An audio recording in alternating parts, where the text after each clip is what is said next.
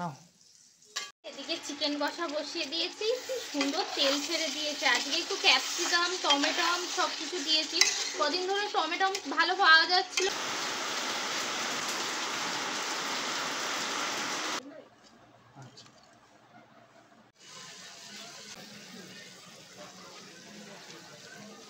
খেতে ব্যস্ত।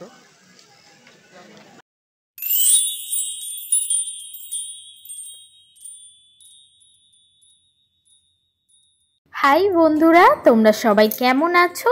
আজকে চলে এসেছি আবারও একটা নতুন ব্লগে। গৌরব সুস্মিতা ব্লগে তোমাদের অনেক অনেক ভালোবাসা জানিয়ে আজকের ব্লগটা শুরু করছি। এখন তো একদম রোদ ঝলমলে আকাশ, রোদের দিকে তাকানোই যাচ্ছে না।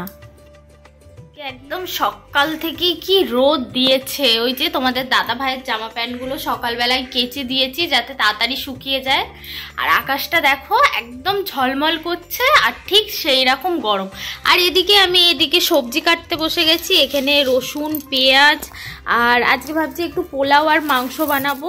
এই যে এটা সাদা তেলের প্যাকেট, আর 500 গ্রাম গোবিন্দভোগ চাল, আর এদিকে আছে কাজু কিশমিশ, আর এই যে এই গোটা গরম মশলার কোটোটা। তো ব্যাস, তো চলো তোমাদের সাথে সব কিছুই আস্তে আস্তে শেয়ার করব। আগে আমি এই কোটাকুটিগুলো কমপ্লিট করে নিই।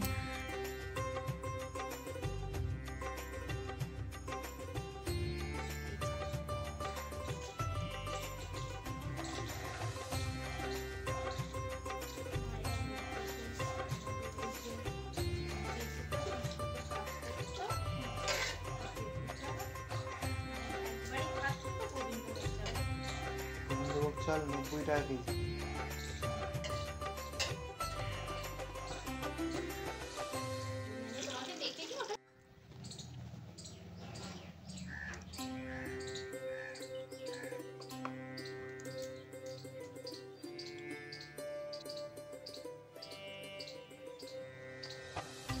হলুদের চামচ দিয়ে নিন।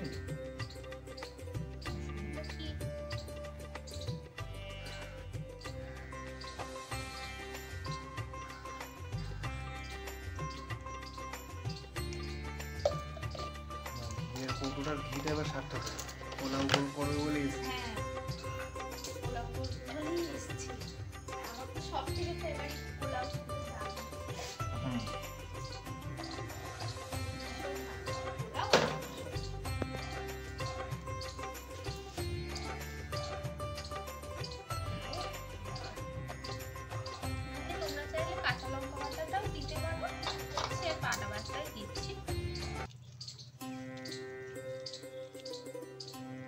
পাতাগুলো এখন সরিয়ে রাখবো।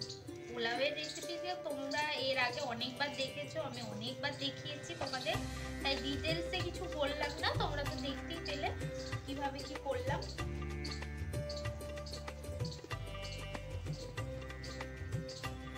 মাখিয়ে বেশ খানিকক্ষণ থাকবে। থাকলে বেশ ভালো হতো। চলে গেল।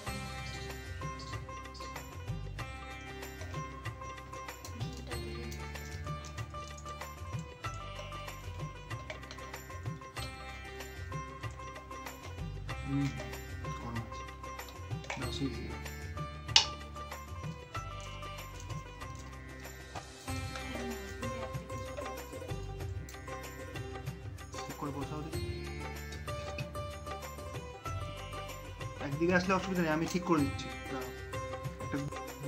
যা ঘিয়ে গন্ধ বেরোচ্ছে। গরম মশলা তুমি আগুনটা দাও, তাও মনে হচ্ছে আর একটু উঁচু দরকার।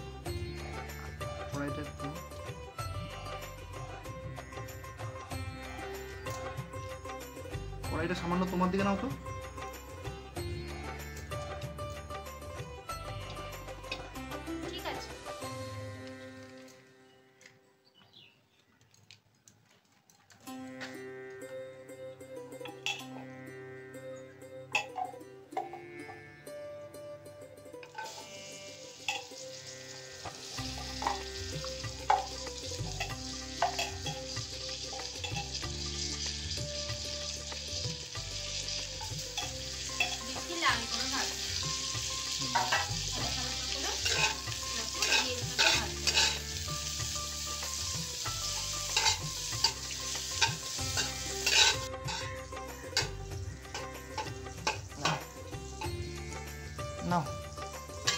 নাও রাখো, বাড়ি বাড়ি।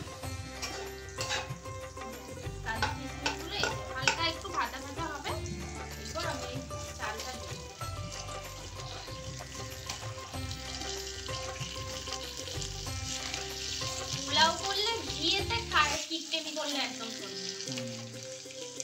ম্যারিনেশনের চালটাতেও যেমন ঘি দিতে হবে, এটাতেও সেরকম ঘি দিতে হবে।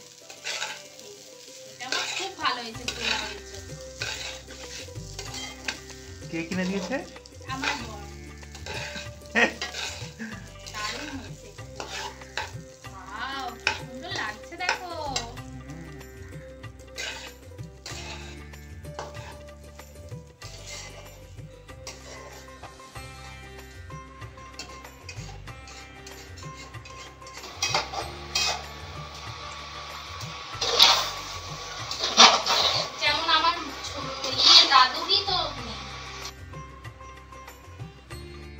তো ব্যাস এতক্ষণ পর্যন্ত তোমাদের আমি দেখিয়ে দিলাম যে পোলাওটা কিভাবে বানালাম। তোমরা এর আগেও দেখেছো আমি অনেকবার পোলাওয়ের রেসিপি দিয়েছি, তাই আমি আর বলে বলে তোমাদের রেসিপিগুলো বললাম না। তোমরা দেখে বুঝতেই পেরেছো যে কি কি দিয়েছি। পোলাও করাটা আমার মনে হয় সব থেকে সহজ জিনিস আর সব থেকে সুন্দর খেতে লাগে। আমার একদম পছন্দের রান্নাই হচ্ছে পোলাও আর মাংস। সব দিন তো সবার পছন্দের রান্না করি, মানে বরের পছন্দের। আর আজকে আমার পছন্দের রান্না হচ্ছে। অবশ্য আমার বড় খেতে খুবই ভালোবাসে, তবে ও আবার বিরিয়ানি লাভার, বিরিয়ানি খেতে ভীষণ ভালোবাসে। কিন্তু আমি তো আবার বিরিয়ানি খাই না, মানে অতটাও পছন্দ করি না। তো সেই জন্য আমার পোলাওটা খুব ভালো লাগে, মানে পোলাও মাংস হলে আমার আর কিছু চাই না, আমি দুবার করে খাবো, মানে এতটাই ভালো লাগে। তো এই যে আমার এদিকে একদম ঝুরঝুরে পোলাও রেডি।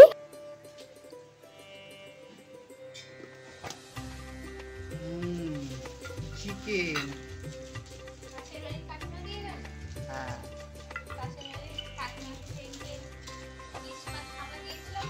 হ্যাঁ।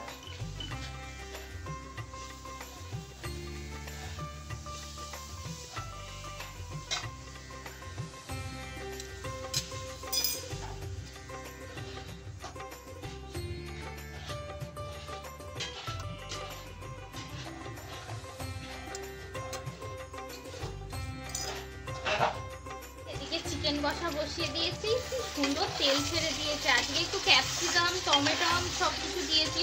কদিন ধরে টমেটম ভালো পাওয়া যাচ্ছিল না বলে টমেটম আনছিলাম না, ওই জন্য দেওয়াও হচ্ছিল না। যে কোনো তরকারিতে একটু টমেটম দিলে বেশ সুন্দর স্বাদ আসে একটা। এই যে চিকেনটা হয়ে গেলে ব্যাস খাওয়া দাওয়া শুরু হয়ে যাবে। খিদেও পেয়ে গেছে দুজনার। আর এই যে এদিকে আলুটা সেদ্ধ হচ্ছে। ব্যাস আজকের মতো রান্নাবান্না কমপ্লিট, আজকের মতো ছুটি। এইসব করলে কত খাটনি হয়, রাত্রিরে আর ইচ্ছা করে না যে কিছু করি। তবে যা করে নিয়েছি আর কিছু লাগবে না, এটাতেই হয়ে যাবে। রাতেও যা আছে। আর আজকে আবার বাপিরও আসার কথা আছে, অনেক দিন আসেনি, বিকেলের দিকে আসবে অবশ্য। তো তারপরে তোমাদের সাথে সব কিছু শেয়ার করব। আর বিকেলবেলা খাওয়া দাওয়া করে একটু রেস্ট নেব, তারপরে একটু বিকেলের দিকে তোমাদের দাদাভাই বাড়িতে থাকলে হাঁটতে যাই ওর সাথে, আশপাশটা একটু ঘুরি। তো এই সবই ব্যাপার। আর অনেকটা বেলাও হয়ে গেছে, মানে প্রায় 1:30টা বেজে গেছে। তো আমরা এখানে খাওয়া দাওয়া করি। আর খাওয়া দাওয়া করতে করতে তোমাদের দাদাভাই বলছে যে বিকেলের দিকে আমরা একটু বেরোবো। আমি বললাম ঠিক আছে, একটু বাজারের দিকে যাবে, তো সেটাই বলছে। আমি বললাম ঠিক আছে, অসুবিধা নেই। আসলে আজ সারাদিন অনেক খাটনি হয়ে গেছে রান্না করতে, একা হাতে সব কিছু করা, বুঝতেই তো পারছো তোমরা।